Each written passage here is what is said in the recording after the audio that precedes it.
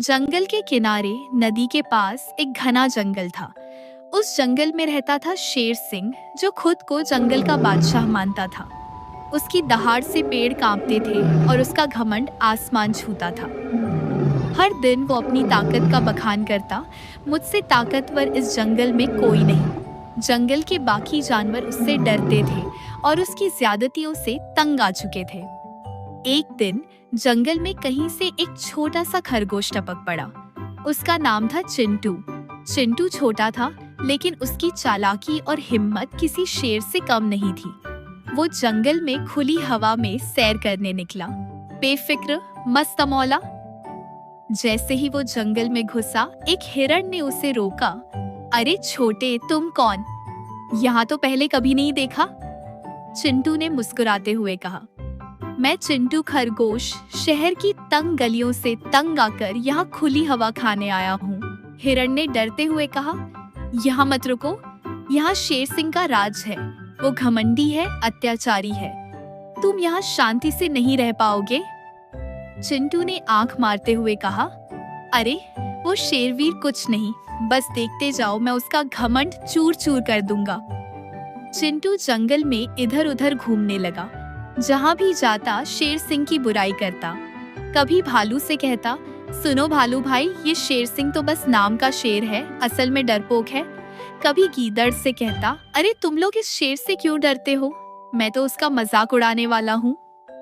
उसकी बातें जंगल में आग की तरह फैलने लगी।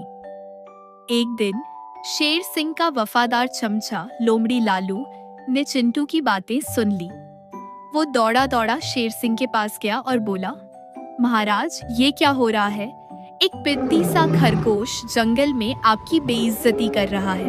कहता है आप बस नाम के शेर हैं। शेर सिंह की आंखें लाल हो गईं। उसने गुस्से में दहाड़ा, क्या एक खरगोश मेरी बेइज्जती करे? लालू, उसे अभी पकड़ लाओ, मैं उसे सबक सिखाऊंगा। लालू ने कहा, बस महाराज, अभी जाता हूँ। और वो चिंटू को ढूंढने निकल पड़ा। जंगल के एक हरे भरे मैदान में उसे चिंटू दिखा, जो मजे से घास चबा रहा था। लालू ने गरजते हुए कहा, खरगोश, तुझे शेर सिंह ने बुलाया है, चलो मेरे साथ। चिंटू ने शांति से जवाब दिया, अरे लालू भाई, इतनी जल्दी क्या है? देखो ना, उस पेड़ पर कितने रसीले सेब लटक रहे हैं। पहले 2-4 सेब खा लो, फिर चलेंगे। सेब का नाम सुनते ही लालू की आंखें चमक उठी। उसका पेट कुलबुलाने लगा। सेब? अरे कितने दिन हो गए सेब खाए। वो लालच में फंस गया और सेब के पेड़ की ओर दौड़ पड़ा।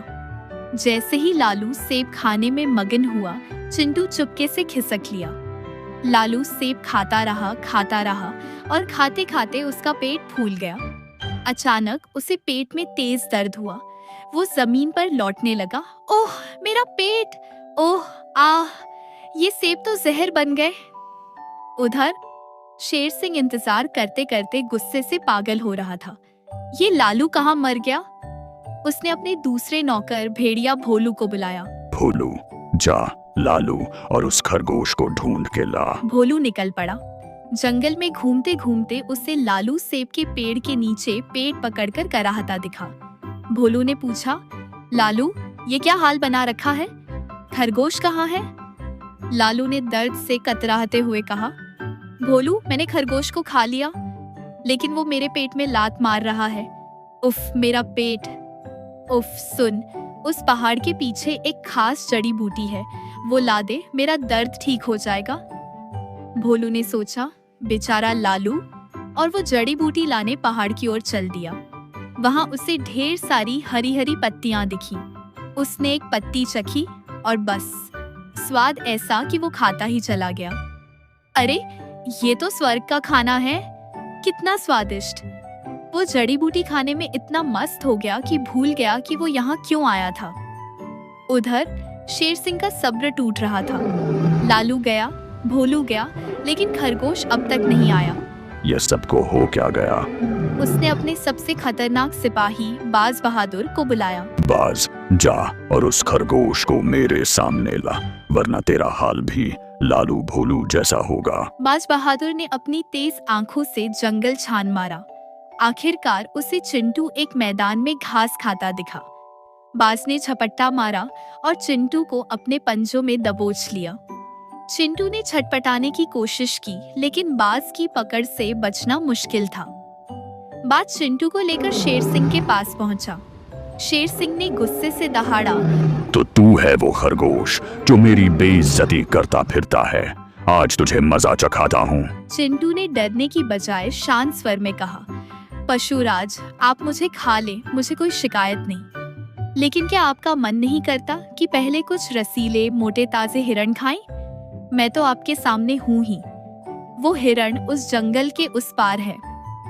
हिरण का नाम सुनते ही शेर सिंह का लालच जाग गया। हिरण? कहाँ है वो?